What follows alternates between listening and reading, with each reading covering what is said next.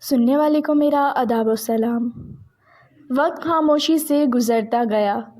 حیا کے چہرے پر وہ خاص سی چمک آ چکی تھی جو صرف ایک ماں بننے والی عورت کے چہرے پر ہوتی ہے۔ حمزہ اب پہلے سے زیادہ خیال رکھنے لگا تھا۔ ہر دوا کا وقت، ہر چیک اپ کی تاریخ، ہر چھوٹی بڑی بات سب اسے یاد رہتی۔ ایک شام حیا بالکنی میں بیٹھی تھی۔ ہلکی ہلکی ہوا چل رہی تھی۔ حمزہ اس کے پاس آیا اور آہستہ سے اس کے قریب بیٹھ گیا۔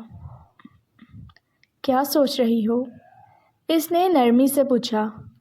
حیا نے مسکرا کر اپنا ہاتھ اس کے ہاتھ پر رکھ دیا۔ بس یہ کہ ہماری محبت نے ہمیں کہاں سے کہاں پہنچا دیا۔ حمزہ نے جھک کر اس کے ماتھے کو چوما۔ یہ تو ابھی شروعات ہے، ہمارا اصل جہاں تو آنے والا ہے۔ چند دن بعد وہ لمحہ بھی آ گیا جس کا دونوں کو انتظار تھا۔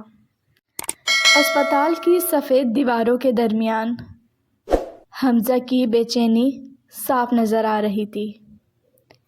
اس کے ہاتھ دعا کے لیے اٹھے ہوئے تھے۔ ہر گزرتا لمحہ اسے صدیوں جیسا لگ رہا تھا۔ اور پھر ایک ننھی سی آواز نے فضا کو بھی بھر دیا۔ نرس نے مسکراتے ہوئے کہا، مبارک ہو، بیٹا ہوا ہے۔ حمزہ کی آنکھوں میں آنسو آ گئے۔ اس نے پہلی بار اپنے بیٹے کو باہوں میں لیا تو یوں لگا جیسے پوری دنیا اس کی ہتھیلی میں سمٹ آئی ہو۔ حیا تھکی ہوئی تھی مگر اس کی آنکھوں میں سکون اور خوشی تھی۔ حمزہ اس کے قریب آیا۔ شکریہ میری زندگی کو مکمل کرنے کے لیے، حیا نے آہستہ سے جواب دیا۔ یہ ہماری محبت کی نشانی ہے۔ مہینے گزرتے گئے۔ گھر میں اب ہنسی کی آوازیں گونجتی تھیں، ننھے قدموں کی آہٹ، کھلونوں کی کھنک اور ماں باپ کی محبت سب مل کر ایک مکمل دنیا بنا چکے تھے۔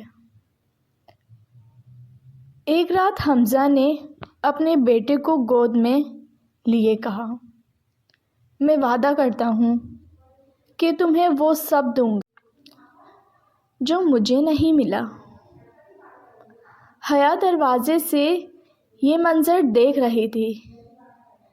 اس نے دل ہی دل میں شکر ادا کیا۔ ان کے درمیان جو غلط فہمیاں، آزمائشیں اور دکھ آئے تھے سب پیچھے رہ گئے تھے۔ محبت نے ہر امتحان جیت لیا تھا۔